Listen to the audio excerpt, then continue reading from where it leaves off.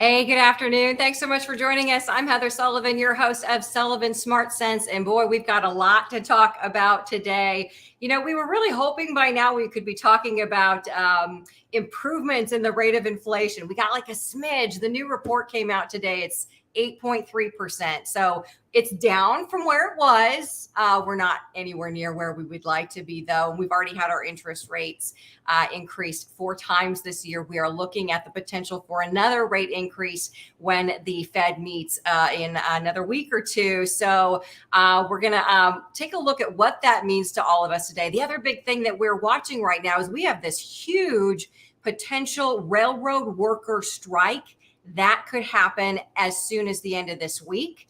And they are talking about that could have a big impact. That could mean more shortages of products not getting shipped around the country and potentially more price increases. So we've got an expert for you today. Please join me in welcoming Matt Stevenson with Allied Wealth. Thanks so much for being with us. We really appreciate you joining us on the show.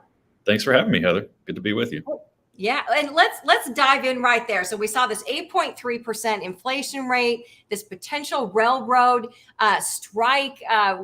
What are your thoughts as sort of an analyst at what we're potentially looking at? Yeah, Heather, and we were all hoping that inflation would start to be on the decline by now, not on the rise. Certainly, we saw a little bit of improvement last month, but a little bit of a shock here this morning with the CPI reading actually going up for the month of August, and the market's reacting pretty negatively to that as we speak. Certainly a lot of variables in play that we haven't really had to worry about for a long, long time. Rising interest rates, mortgage rates on the rise, certainly the highest levels of inflation we've seen in 4+ decades. And these are certainly weighing on consumers' minds as we go into holiday season. Yeah, absolutely. And then, of course, we're also coming off of the summer. And I think, especially coming out of the pandemic, everyone was kind of in a mood to travel, to enjoy seeing friends and family this summer, get together. Probably we all spent a little more than we wanted to. And so maybe some of those budgets have been kind of blown. But we still have, the third chapter of the year ahead of us. So what are some things we can kind of do at this point, and especially with this high inflation still going on, to try and kind of rein in our budget? Yeah, and so there's a lot of things that we can do, Heather. Certainly, if we think about doing some cost analysis on the things that we're spending money on, that's always a good thing. Reviewing your budget. Certainly with inflation so high, we're probably paying more for most everything, goods and services, utilities. And so really reviewing your budget, your spending plan, and making sure that we're being as cost effective as possible with those essentials, reviewing your utilities. Do we really need 10 to 15 different streaming services that we're paying for, and really doing a cost comparison, doing comparison shopping out there for the best prices, and making sure that we've got our essentials met before anything else. Let's talk a little bit about why and how easy it is to overspend. Because I know for me, and it's probably the same for a lot of people, sometimes it's just like a stress relief. You want to go ahead and go shopping or, enjoy yourself after having watched your money so tightly for so long. But let's talk a little bit about, why that kind of happens. And maybe that will help people kind of rein things in as well. Especially during the summer, right? And this summer in particular, it's always jam-packed with activities. Outdoor concerts, happy hours with friends and family, sitting on the patio, sports camps for those families that have kiddos. There's always a lot going on. And, with the kiddos at home for the summer, it's pretty expensive to keep them entertained and well fed while they're home from school, right? So one of the things that I've seen a lot with spending habits this summer, a lot of people have been cooped up at home for a couple of years due to the pandemic, and we've all been kind of eager to get out there, do some more spending that perhaps we normally would on those big vacations, because we've been missing out on that experience. I think I saw a stat the other day, Heather, about 30% of summer travelers went over their budget on vacations this year. Yeah. So it'd be pretty easy to lose track and derail that budget. Yeah, absolutely. But now, we've got the kids back in school and, back in the routine. You mentioned streaming services. I think that's a big one. Are there any other kinds of things that you think we kind of waste our money on or we spend too readily that are maybe some easy things we could kind of change? Yeah, and so now that we're coming out of this big spending summer season, certainly holiday season fast approaching, we'll talk about that, I'm sure. But whether it's dining out, maybe we've spent a little bit too much on going to the mall or clothes. This is a great time to review your overall spending plan and really trim the budget where we're able to. I always recommend, if you've got a pen and paper handy, jot some things down that you're spending money on. If not, I use spreadsheets like Excel all the time. Maybe there's an app that you're using to keep track of your spending. And really, the main thing is to have a budget. It'll keep you organized. You understand what dollars are coming in, what dollars are going out, and you've got a plan for how to save and keep things in check. As I mentioned, we've got this potential for another rate hike this month. So that means, higher interest yet again for credit cards or a car loan. What are some of your thoughts on that? About dealing with that credit card debt, or is it a good time to try and buy a car? What do you think about all of that?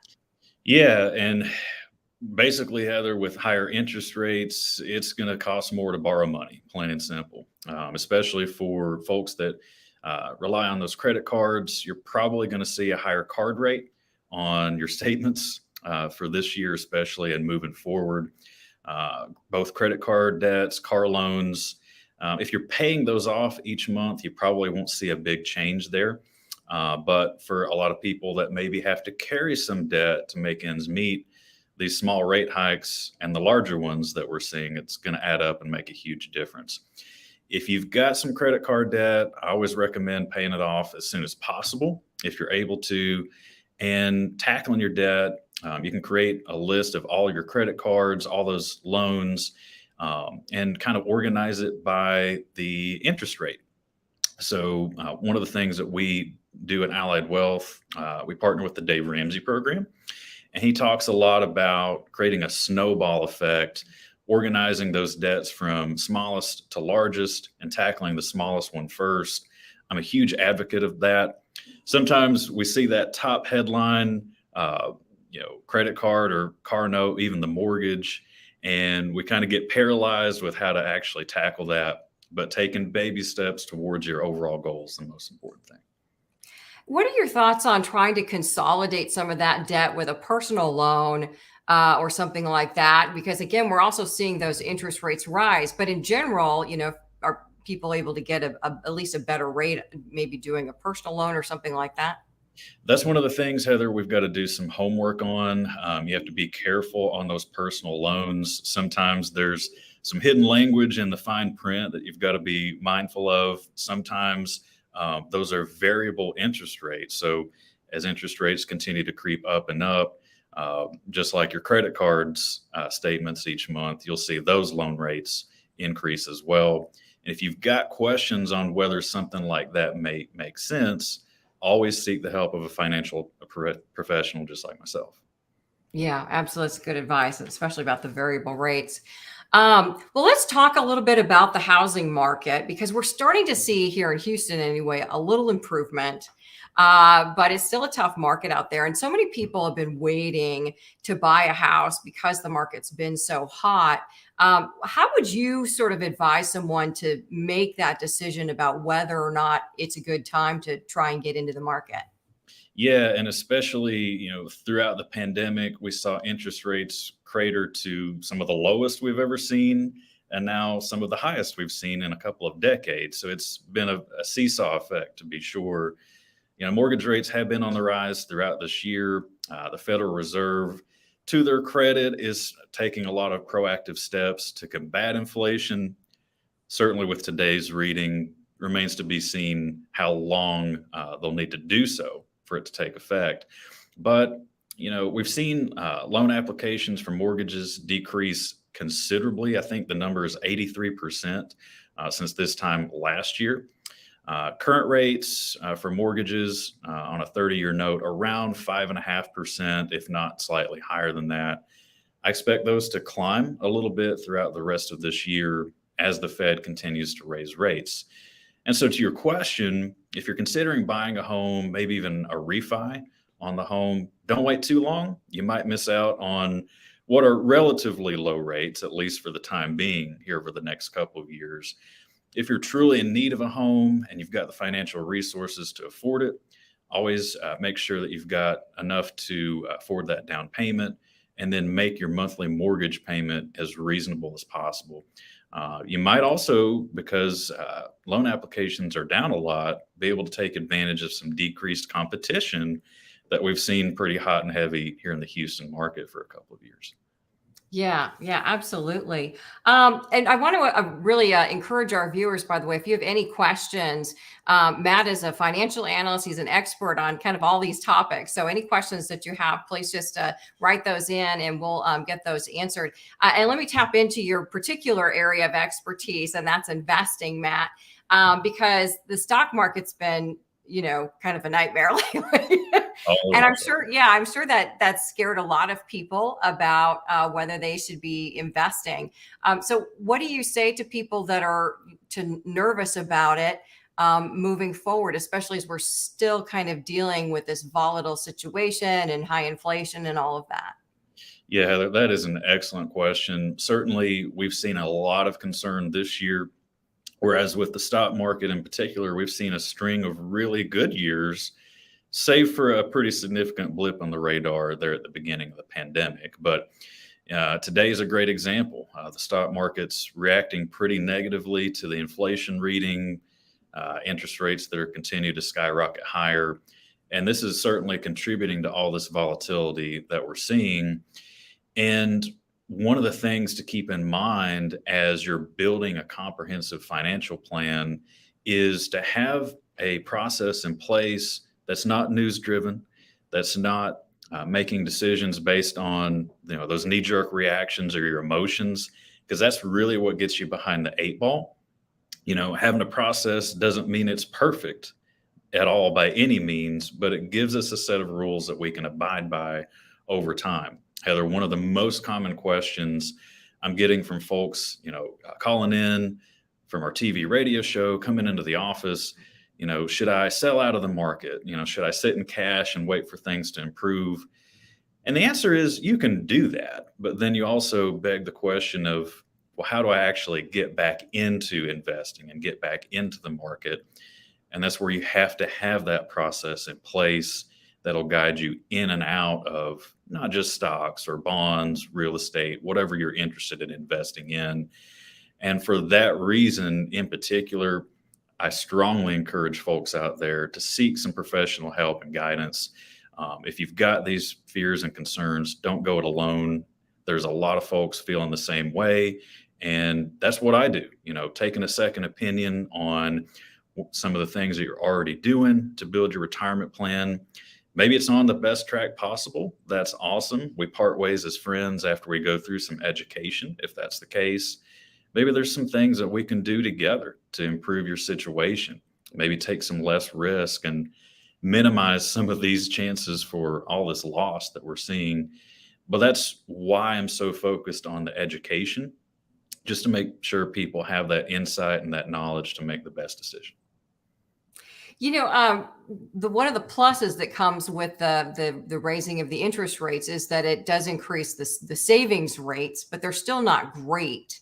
What are your thoughts about people wanting to try and park their money in something safe that gives them, an interest rate at least, or really should they, be looking at other opportunities?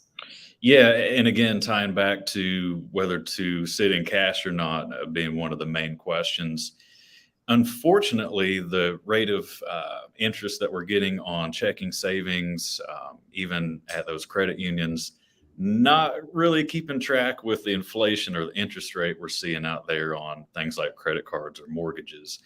And so it's going to be a huge lag, to be sure. Now, cash can be a viable asset when there's a lot of volatility, but everything in moderation. It's understanding with our cash bucket, what are the other tools that we can implement alongside that, perhaps, if we have some cash assets now that we're looking to put to work. Maybe we come up with an action plan to cascade into an investment plan, not all at once, but over the course of maybe 3 to 6 months, kind of take the temperature of how the market's doing, how the economy's doing, especially with, these frontline news headlines that we're seeing now. We've got midterms coming up, a lot of questions yet to be answered for sure. Well, we've been bantering this word recession around for almost a year now. What are your thoughts about, our chances for going into a recession? What could this look like? There's even been sort of, looking back at the last 2 quarters, and depending on how you define it, because now I'm hearing there are different definitions. I used to think there was just one. But so what are your thoughts on the possibility of a recession and what that might mean for us? Yeah, and another thing that I'm talking with clients about a lot, and the actual answer is it depends. It depends on who you ask right now. Some analysts or talking heads might actually think we're in a recession already. So if we think about the traditional definition of a recession, at least what it used to be, is 2 straight quarters of declining gross domestic product, or GDP, with the economy. We're actually already there. So a lot of analysts would consider us to be in a recession, at least in those early stages. But it's very much a mixed bag. You look at the housing market, certainly loan applications have fallen a lot, but especially here in the Houston area, remains pretty strong compared to the rest of the country. The jobs market is back to pre-pandemic levels as far as unemployment claims. So it's kind of giving the Federal Reserve mixed signals as well as far as how aggressive to be. They've taken a lot of steps here in the last couple of months to really be aggressive, raise those the Fed funds rates and interest rates as much as they can. I think the Fed funds rate right now sits at about 2.25, but we've got close to 9% inflation year over year. So there's a lot of work to be done. Certainly, one of the main issues is also the supply chain. We have all these shipping containers and vessels sitting off the coastline that have yet to unload those goods and services. And even if you go to Target and Walmart, if you spend under a certain amount of money, they give you the refund and they're letting you keep the item because they have nowhere to put it on the shelves or restock it. So there's a huge bottleneck in a lot of areas, in addition to the monetary and the fiscal policy that the Federal Reserve is trying to act on. So some of this is just going to take time, unfortunately, Heather, especially with everything that we've seen because of the pandemic and all the variables economically, midterms we mentioned. Hopefully we'll start to get answers to this sooner rather than later. Yeah, absolutely. Well, let's talk a little bit about moving forward from here. The holidays are coming up. That's usually a huge expense. And as we were talking about, people have probably already blown their budgets over the summer. How can people, we've got a few months, so how can we kind of be smart about getting ready for the holidays and maybe try and cut some of those costs down? Yeah, Heather. And we talked a little bit earlier about putting pen to paper. That's one of the main things that I would start with. Think about, what your budget is going to be for holiday season. Write out some things and some people that you want to buy gifts for. Fill in those ideas, what you want those to be, and really maybe even list out a spending amount for each person on your wish list. Check it twice, as Santa would say. Because when you go out shopping, make sure that you stick to the budget. It's really tempting to grab those things off the shelves, but that's why we have a plan in place ahead of time. And we've got a couple of months here to where we can stockpile some savings, understand how much you can afford to spend. Do you have the money to spend? If possible, let's avoid leaning on those credit cards with those huge interest rates as much as possible. And look for areas in your overall budget where maybe we can cut back in some other areas with holiday season approaching, knowing we're going to have those added expenditures.